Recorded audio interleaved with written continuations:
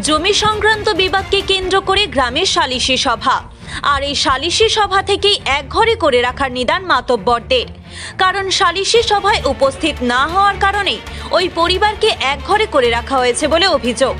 ঘটনা চাপড়া থানার পিঁপড়াগাছি গ্রাম পঞ্চায়েতের পদ্মপাড়া গ্রামের।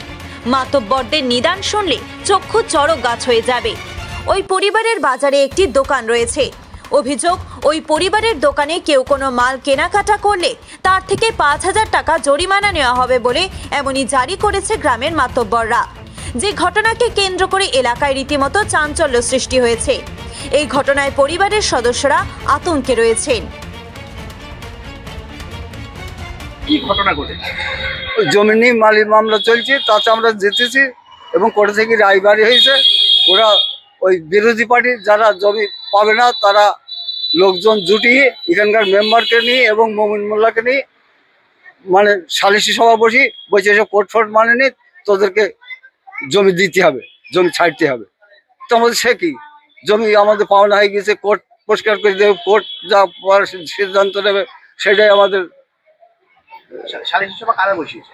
সারাসরি গ্রামের মেম্বার মুসা মন্ডল এবং মমিন। এটা কোন গ্রাম পঞ্চায়েত? এটা পিঁপড়াগাছি গ্রাম পঞ্চায়েত। কোন দল পরিচালনা করে? কোন দল পরিচালনা করে?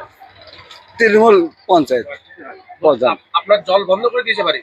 বাড়ির জল বন্ধ করে দিয়েছে। স্কুলের ছেলেরা পড়তে যায়, সে গাড়িতে যায়, চাপড়াই যায়, তো সে গাড়ি আওলাকে নিষেধ করে দিয়ে দিয়েছে।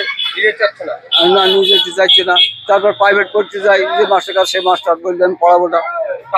কারণ ৫,০০০ টাকা জরিমানা করবে, মাইকে ঘোষণা করে দিয়েছে। হ্যাঁ, তার জন্য যাচ্ছে না। মাইক ওই মশা আর ওই মমিন। হ্যাঁ, মেম্বার।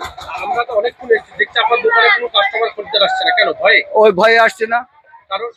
ওই ৫,০০০ টাকা জরিমানা করবে, কে এখন ঝামেলার মধ্যে যাবে?